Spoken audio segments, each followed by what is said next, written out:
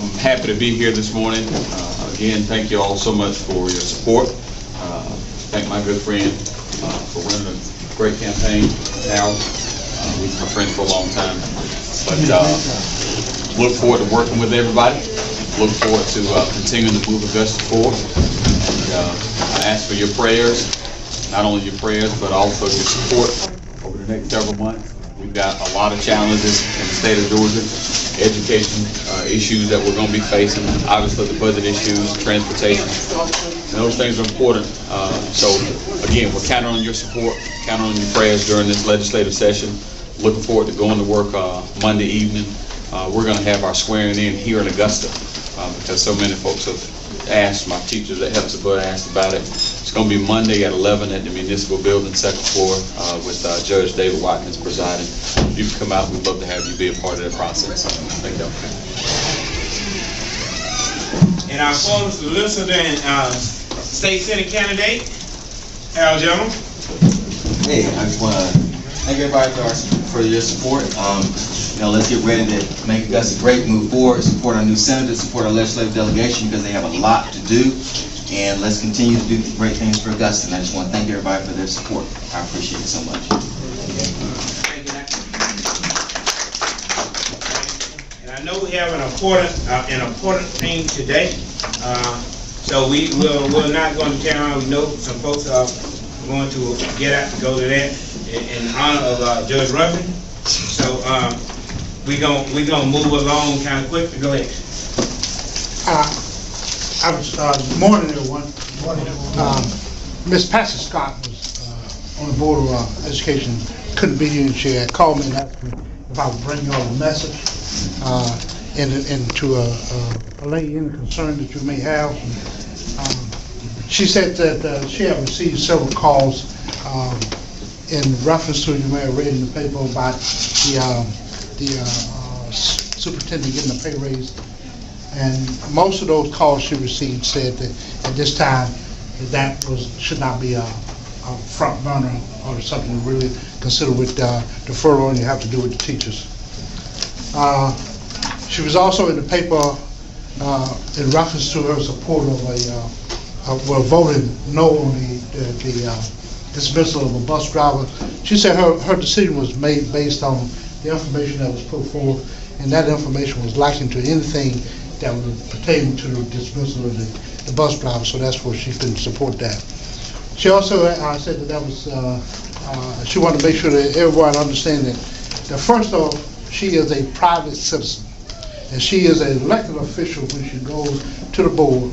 So therefore, when she participates in the community, she's participating as a private citizen, and she wants to encourage each and every one of y'all to approach in that manner, and then give her your problem, and then she'll take it back to the board and act on it as an elected official.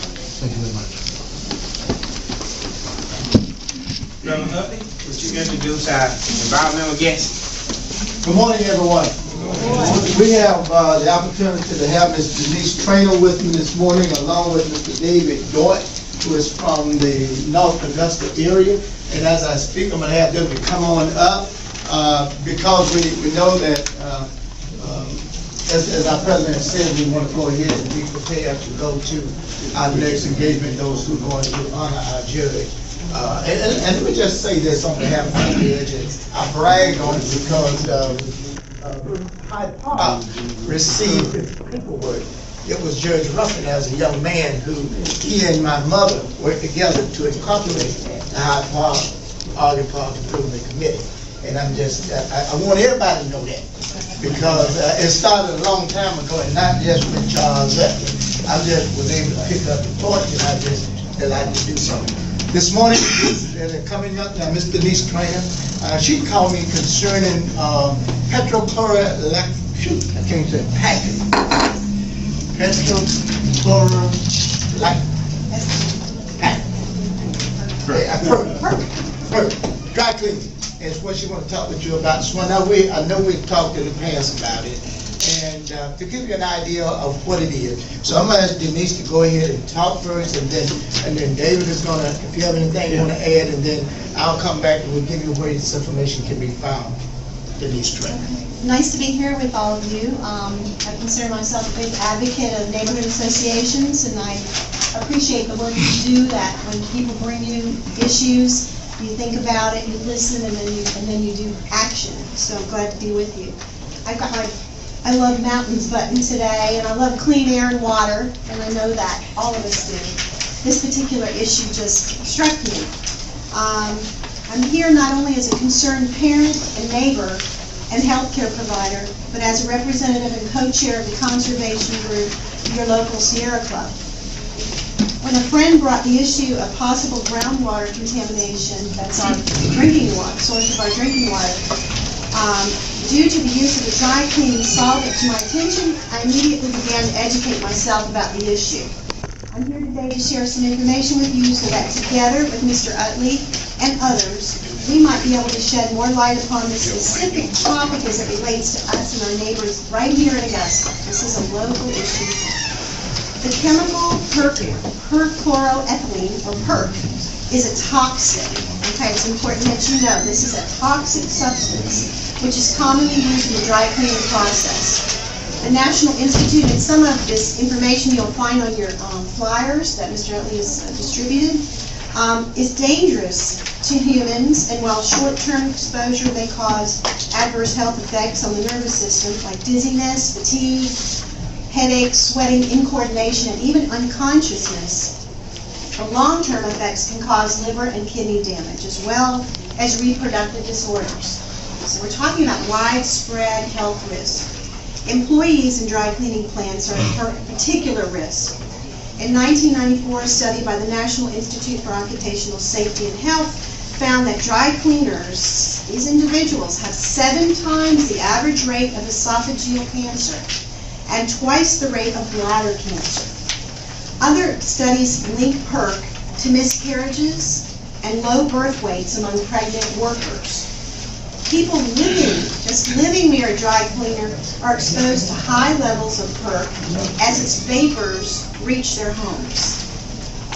Until the 1980s, it was legal for dry cleaners to pour used PERC down their drains. This chemical permeates the soil and cement surfaces more quickly than water, sending it towards our underground drinking water supplies. You may be aware that in Augusta, bringing it home, right here, such a risk was identified, but that the public has not been provided timely updates on the progress of the cleanup.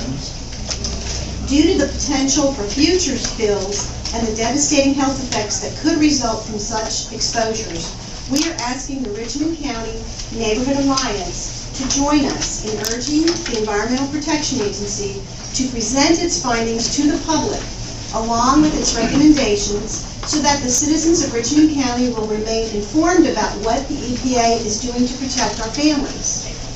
My hope is that a partnership between the EPA and the dry cleaning businesses in Augusta will support a safer alternative, and they exist. Safer alternatives are already out there. And that the EPA will assist this industry as it moves toward a new approach in providing its services to the public. And again, it's a pleasure for me to be here and to support the work that Mr. Utley has already been involved with regarding this issue.